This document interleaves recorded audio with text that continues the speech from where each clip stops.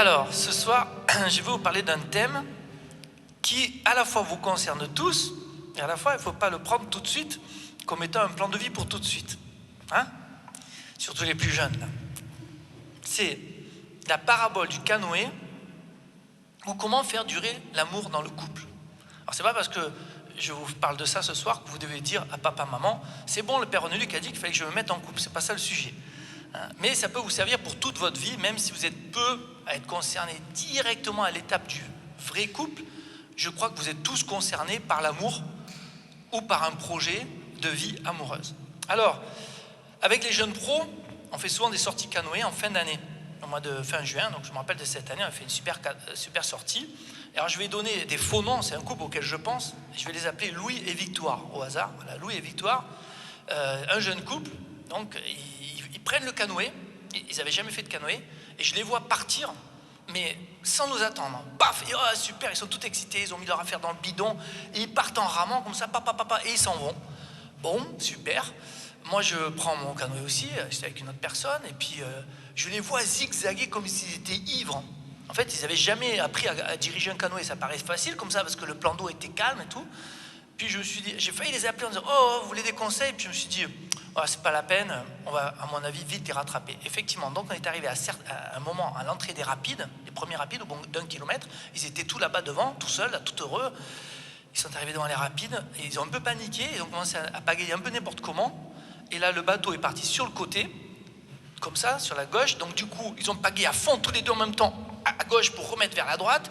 Ils l'ont fait tellement fort que le canoë s'est mis en travers. Il s'est retourné et pouf, ils sont partis en arrière. Elle s'est mise à hurler, la fille, elle a jeté sa pagaie, elle s'est agrippée au canoë. Non, lui, il essayait de faire ce qu'il pouvait. Ils ont tapé un rocher, le canoë a rebondi, ils se sont écroulés, ils ont surnagé, ils ont avalé des litres d'eau avec des bidons sur la tête et tout ça.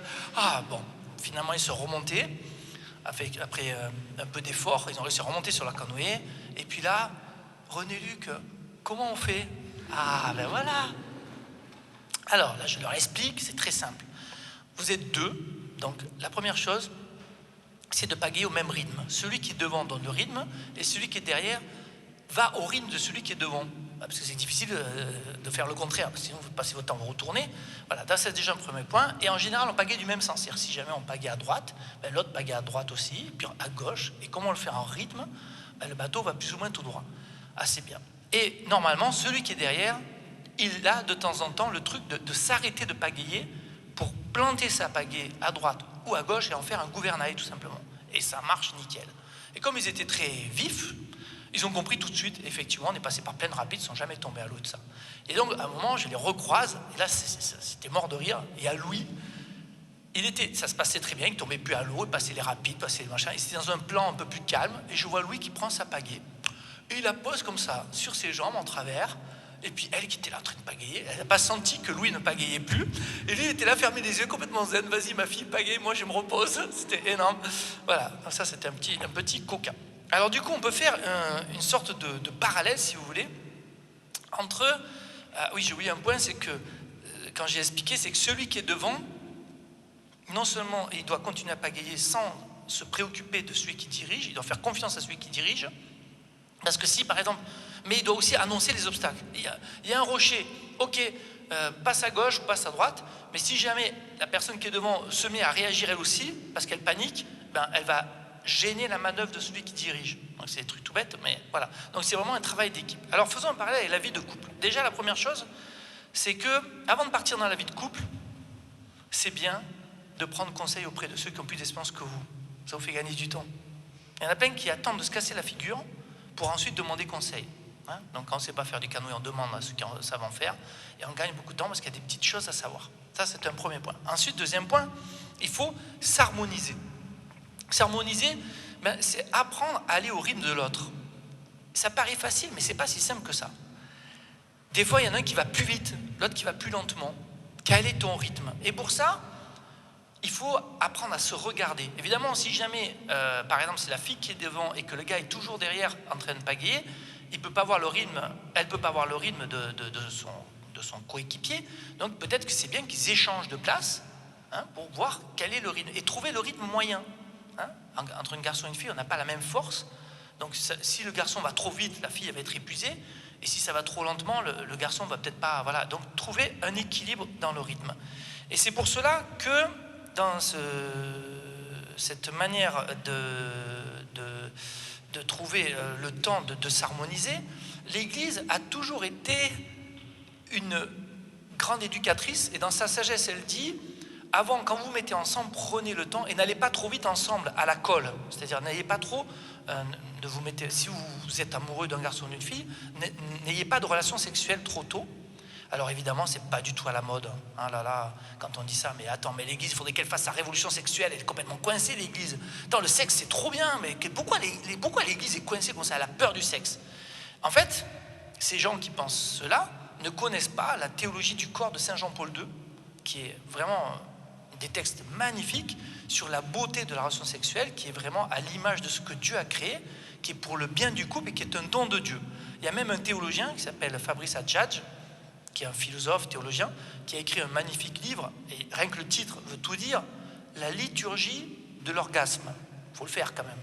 Peut-être qu'il y a 50 ans, nos parents ne lisaient pas ce genre de bouquin, j'avoue, hein, mais l'Église a le droit d'évoluer. Voilà.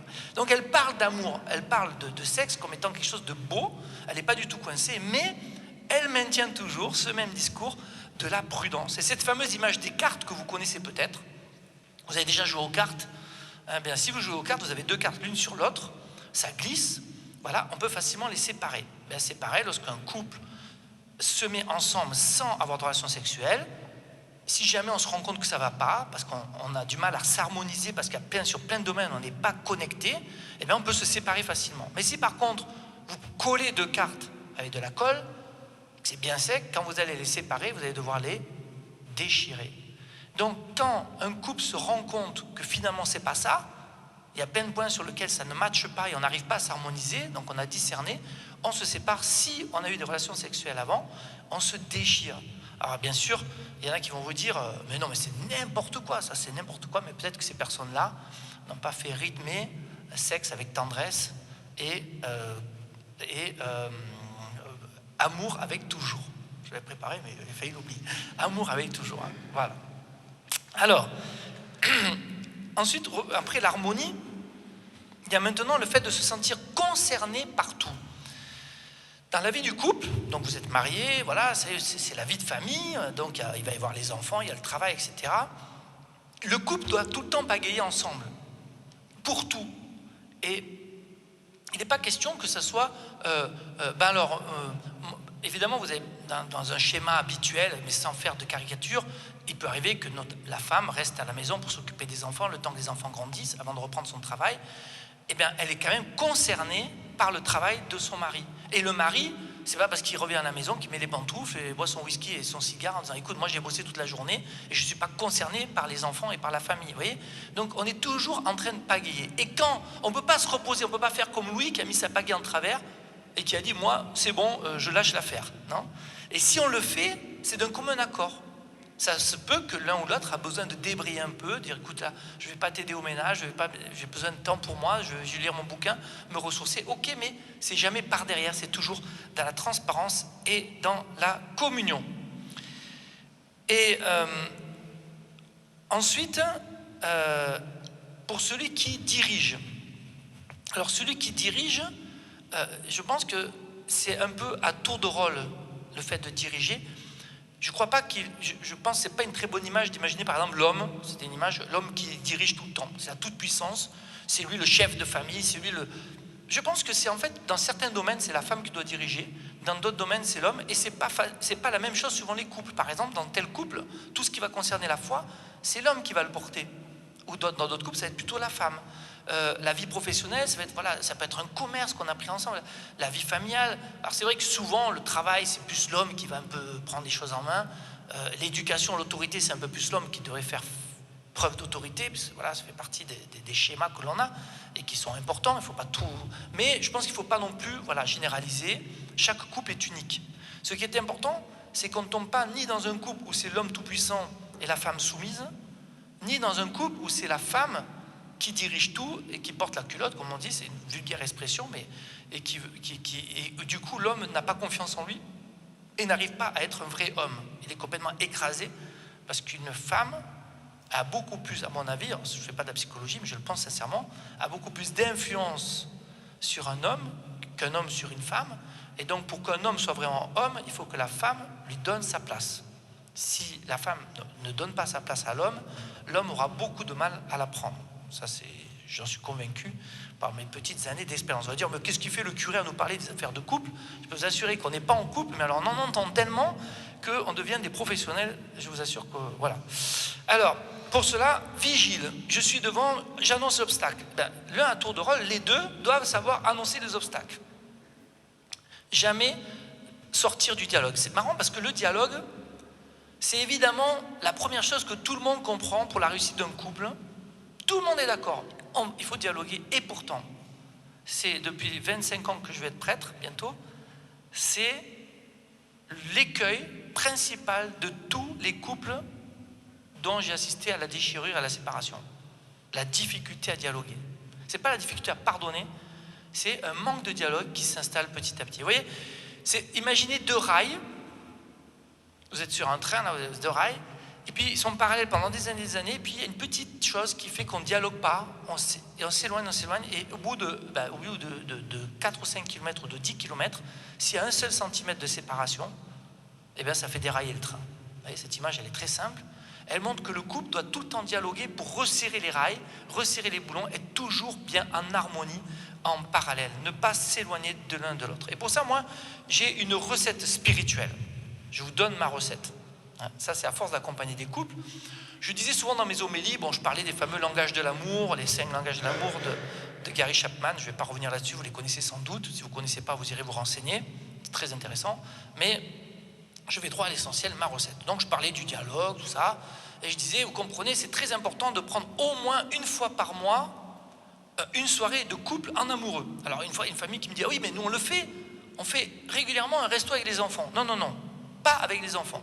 D'autres couples qui me disent, ah non, moi je crains un peu parce qu'on fait partie des équipes Notre-Dame. Alors je précise, j'aime beaucoup les équipes Notre-Dame, je trouve ça génial. Mais il y a le devoir de s'asseoir, on doit se régler les comptes, ça. Non, non, non, c'est pas le devoir de s'asseoir, de régler les comptes. C'est très beau de faire ça, de temps en temps, de faire le point. Là, c'est vraiment une sortie en amoureux. Et puis un jour, il y a un monsieur qui vient me voir à la fin du mariage et me dit, vous savez, monsieur assez âgé, avec ma femme, depuis 40 ans qu'on est mariés, tous les mois, au jour anniversaire de notre mariage, on va au restaurant. C'est-à-dire, par exemple, si vous êtes marié le 19 mai, je dis n'importe quoi, au hasard, eh bien, tous les 19, janvier, février, mars, hop, autour du 19, on fait un resto. C'est génial comme idée, un resto en amoureux. Et là, on ne parle pas de nos problèmes. On essaye de vraiment se surprendre, attiser l'amour. Et ma recette, elle est très simple. En parlant avec un couple, qui sont de la paroisse d'ailleurs, des amis, un truc m'est venu et je me suis dit, mais pour que ça marche, il faut qu'il y ait de la surprise. Donc ce que je leur ai proposé, à chaque anniversaire du mois, c'est toi qui invites l'autre sans qu'elle sache où elle va aller. Et réciproquement, le mois d'après, c'est elle qui invite lui, etc. Et du coup, un coup, ça va être au théâtre, un coup, ça va être voir un match de foot, allez l'OM, machin truc. Un jour, ça va être, voilà. Alors, quand je raconte ma recette à des amis, une fois, il y a un jeune couple, la fille, elle me dit, ah non, moi, je n'aime pas faire un match de foot, on ras-le-bol. Hein. Je dis, mais non, au contraire, tu vas le faire ça parce que tu l'aimes.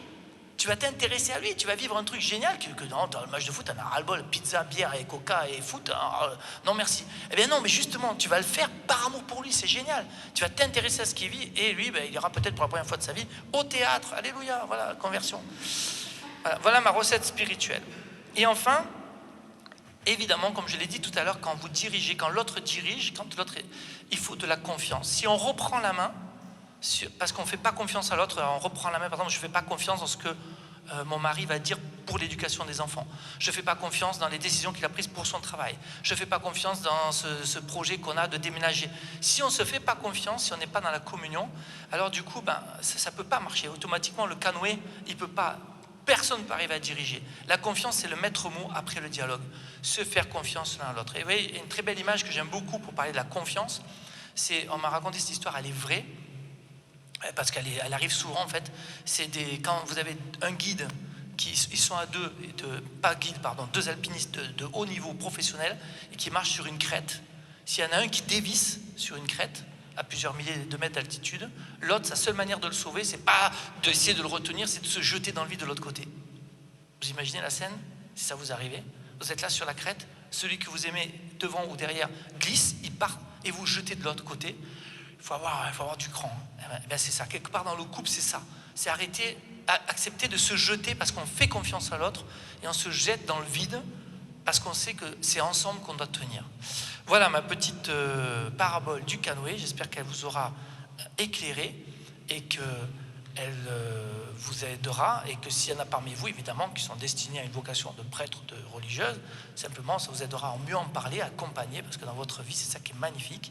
Quand on est consacré au Seigneur, on est particulièrement une écoute, une oreille, un cœur, une intention de prière.